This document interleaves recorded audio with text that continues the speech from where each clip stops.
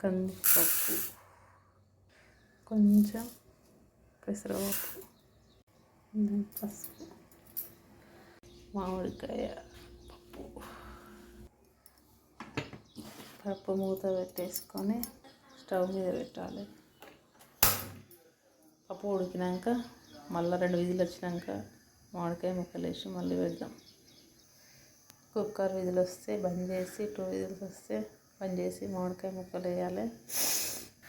మామిడికాయ ముక్కలతో పాటు టమాటా ముక్కలు టేస్ట్ బాగుంటుంది. పప్పు పెట్టుకొని ఉడికింది కదా, అందులో మామిడికాయ ముక్కలు టమాటా ముక్కలు వేసుకుంటే, టమాటా ఎందుకంటే స్పైసీగా ఉంటుందని వేసాక కొంచెం మంచిగా ఉంటుందని మామిడికాయ ముక్కలు టమాటా ముక్కలు వేసి పప్పు ఉడికించుకున్నాము. పప్పు ఉడికించుకున్నాక ఇంత మిరప్పొడి ఉప్పు వేసి ఇందులో పోపు వేసుకున్నాము. ఫస్ట్ పోపు వేసుకున్నది, లాస్ట్ కొత్తిమీర వేస్తే మామిడికాయ పప్పు రెడీ. చేస్తుంటే చూపించలేకపోయినా తర్వాత తీస్తున్నా, కొంచెం వర్క్ ఉండే. ఇది మామిడికాయ పప్పు రెడీ.